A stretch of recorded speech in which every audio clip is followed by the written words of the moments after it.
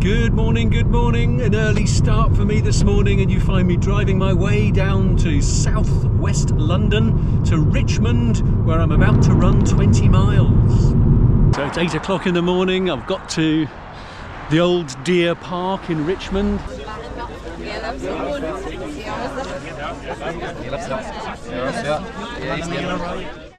It's Sunday the 23rd of March 2025 and I'm taking part in the Riverside 20 here in Richmond. It's organised by Clapham Chasers. It's 20 miles, 32 kilometres and it's almost flat. It is mostly on the River Thames path with a little bit of roads thrown in. So just done a quick warm-up. Get the feeling this is quite a competitive field. Seems as though there's some really quite swift runners here. So I've just seen the pacers all lined up and it looks like the slowest pacer is 10 minutes a mile. I'm hoping to average 10:30 a mile, so 3.5 hours. So what that means is if I catch up any pacer, I'm going too fast.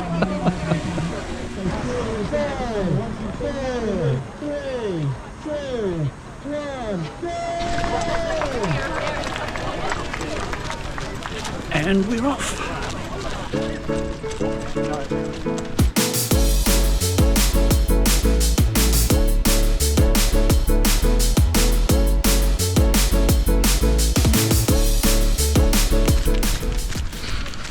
So we start in what's called the old Deer Park. Not that there's any deer here anymore, but there would have been back in the Middle Ages.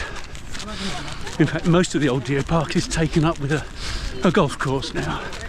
So that's the first kilometre done in the park. And we now hit the River Thames and go onto the Thames path. I said this was popular with royalty back in the day. In the 1500s there was a wonderful palace here called Richmond Palace. Great favourite of Queen Elizabeth I. And in fact she loved it, and in fact she died in Richmond Palace. Unfortunately, almost nothing of it is left now, just things like the gatehouse. For the historically curious amongst you who might wonder where that old palace was, it may interest you to know that it was just here, this road here. It's called Old Palace Lane. You get a flat down there for about £500,000 if you want one. But yeah, that's where the old Richmond Palace used to be.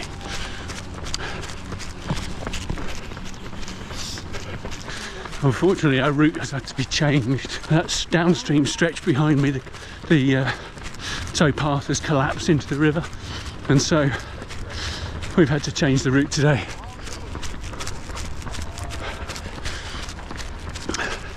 So we're effectively running down to Teddington Lock and then doing 3 loops down there before coming back to the park. But don't worry, because I found loads of interesting stuff to share with you on the way around.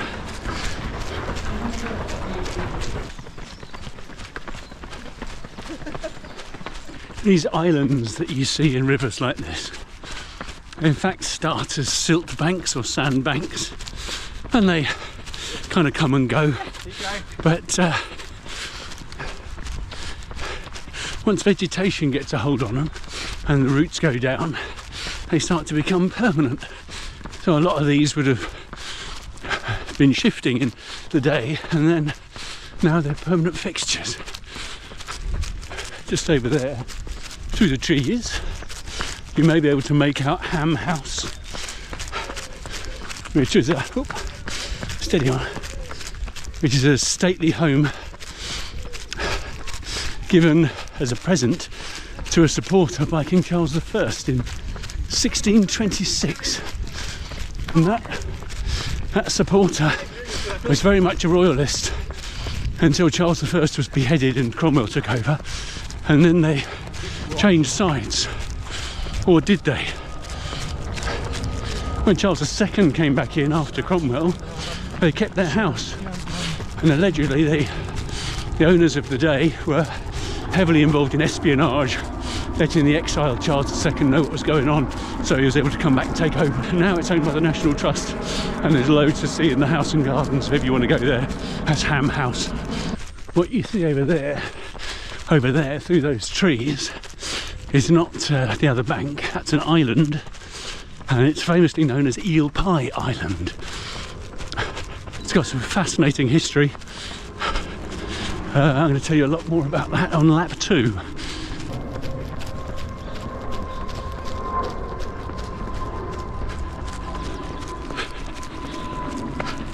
So as you know, we're running along the side of the River Thames. Fascinating fact number 1, it's the longest river in England and it's 215 miles long. It starts a place called Kemble in Gloucestershire and then goes through several counties, the Cotswolds and the Chilterns Hills, and till it goes out to the sea at Southend, which is again where we did the Benfleet 15.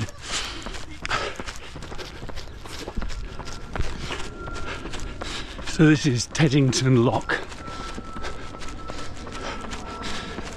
and again a really interesting place for several reasons, going back over several centuries. And I'll tell you all about Teddington Lock on lap 3. In the meantime, remember those blocks of flats.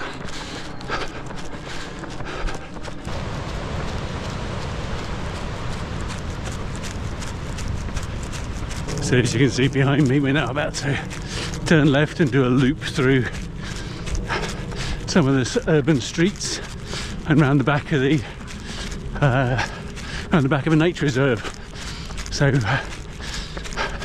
gonna have a snack in a minute because we're 4.5 miles in, and then I'll tell you all about that nature reserve when we get there. Thank you. You're welcome. On our left here is Hamlands Nature Reserve. All sorts of interesting habitats. Trees, grassland, some marshy bits. One of the really interesting things about this place is there's a whole load of plants that you wouldn't normally find in this part of London. I wonder how they got there.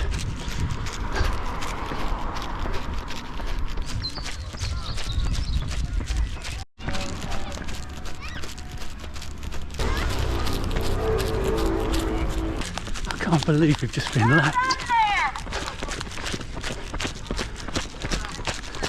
Well done for that. That's guy in second place. We've rejoined the Thames path. We're just heading back up to that water point that we passed at mile 2, which is our turnaround. So all these guys are now coming back.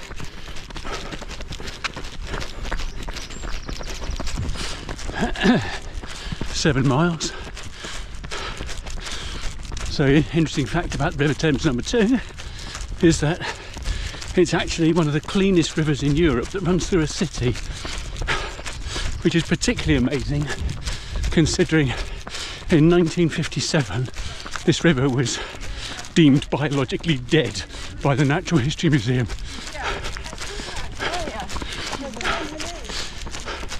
This clean-up is no small part to the improvement of London's sewers in the 1960s, but yeah, quite amazing. Has over 125 species of fish in it, and in previous years a polar bear was spotted. I'll tell you how that came about much later. Thank you, mate. Keep it up. So that's lap 1 of 3 completed, and those front runners were 5 miles ahead of us. Keep it up. Relentlessly enthusiastic. Marvellous, thank you.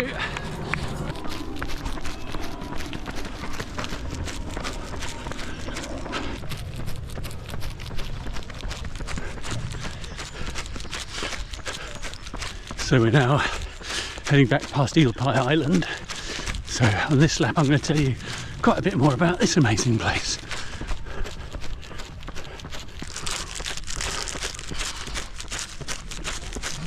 Inn was built on the island in 1743, and to give rest and drink to people travelling the river. And later in Victorian times another hotel, inn, pub, call it what you will, was built there, and this was for the Victorian pleasure steamers. They would stop off at the island, and yes, eels were very plentiful around here. And so yes, eel pie would definitely have been on the menu, hence Eel Pie Island. Around the turn of the century, a genteel hotel was built there. This is the 19th into the 20th centuries, and it would host ballroom dancing and things like that. And then in the 1950s and 60s, after it had changed hands several times, it became a jazz club. Nice. And the likes of Acker Bilk and George Melly and Long John Baldry and many others played there. And then the 60s, rock and roll club. And people like the Rolling Stones, The Who, Pink Floyd, Eric Clapton, all played there. And my final eel pie fact is that after all sorts of issues with regulations and things like that, the venue closed. But by the 70s, Eel Pie Island had become the UK's biggest hippie community.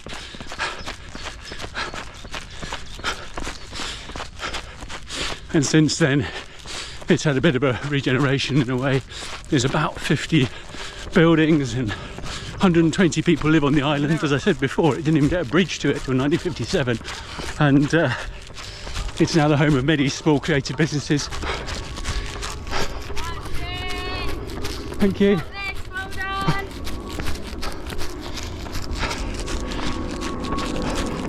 There's your 10 miles.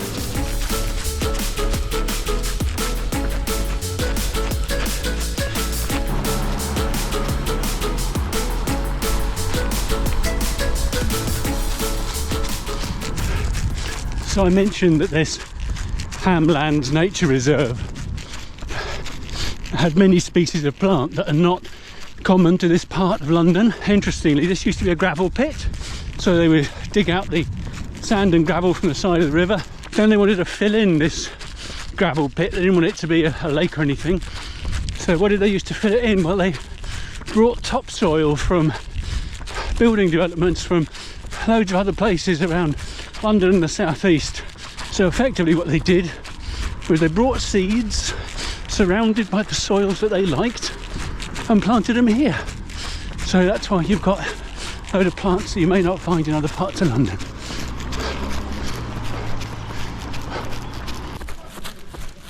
Thank you for that. Last one. Almost And we're off. Ooh. So just one 5-mile loop to go, and then a little 2-mile push to the end. So that's half marathon done, just under 1 hour 20,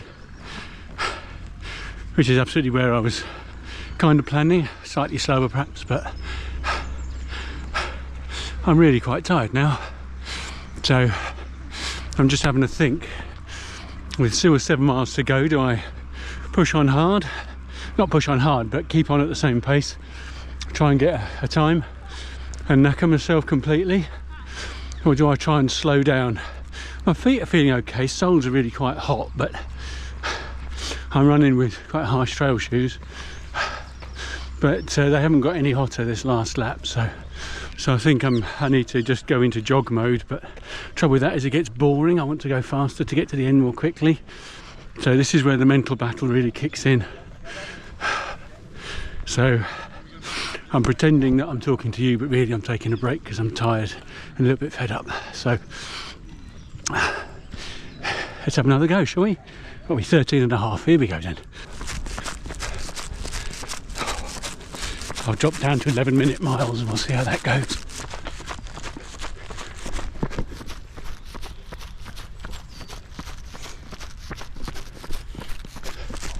So this is Teddington Lock, an amazing feat of engineering. It's not just one lock, it's not 2 locks, it's 3 locks and an amazing great weir. Why 3 locks? Well, the first one was built for the sort of traffic that they got, and it's called the skiff lock for relatively small boats. And then as the boats using the river got bigger, they put in a launch lock, which is bigger still. And then finally they put in the barge lock, which was the biggest of the 3 to allow much bigger boats to come up and down. There you can see the weir. And also in 1940, Teddington Lock was the place where the flotilla of small boats that was going to go to Dunkirk amassed. So the river boats all started here. This is where they gathered before sailing away down the river. That's nice to know, isn't it? It's not 10, it's 15 and a half. People of my generation may also know Teddington Lock as being the address, some independent television studios. So if you watch ABC television in the UK in the 60s and 70s, if you watch Thames television, Carlton, BBC, there's a good chance that you'd have watched telly was produced at some studios just the other side of the lock. What television shows were produced in those studios just the other side of the river? Reggie Perrin, Not Going Out, Harry Hill's TV Burp, Rainbow, Birds of a Feather, Parkinson, This Is Your Life, Opportunity Knocks, Benny Hill, Tommy Cooper, Morecambe and Wise on ITV, quite a bit of early CBeebies content, all produced just there on the other side of the river on what is now a block of flats. Very tired now, really quite an effort. We've just turned in off that loop. It's now the final 2.5 miles to go. Marshall said 2 miles, but I think it's 2.5. I mentioned this wonderful clean river now has over 123 species of fish in it. And I also mentioned polar bear, which is true, but not what you might think. It's not polar bears, it's one polar bear. And it actually was a very long time ago. In 1251, King Henry II was given a polar bear by the then King of Norway, and Henry was very excited. He kept it in the Tower of London, and on hot days he would pop it out into the River Thames to have a swim. So yes, polar bears have been seen in the River Thames.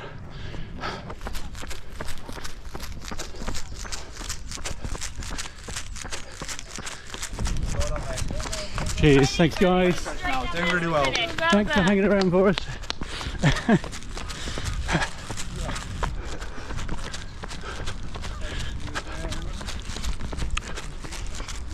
Thank you for joining me on this one. If you've enjoyed watching me suffer for the last 3.5 hours, then do give it a like, give it a thumbs up. In 3 weeks' time, I'm travelling up to North Yorkshire, where I'm going to do a trail marathon on the coast, on the North Yorkshire coast path. And if you fancy watching that video, then do subscribe. It's free, costs nothing, and if you click the notifications bell, you'll get a message as soon as I upload the video, and you won't miss a thing. Nearly there.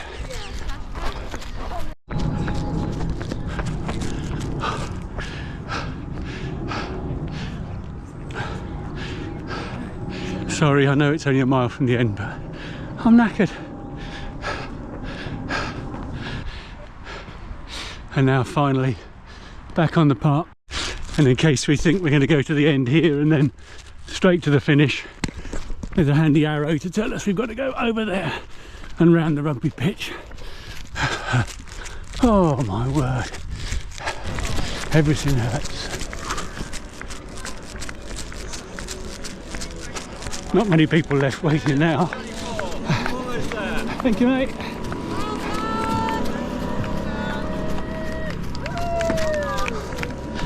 Oh my goodness. Well, here we go.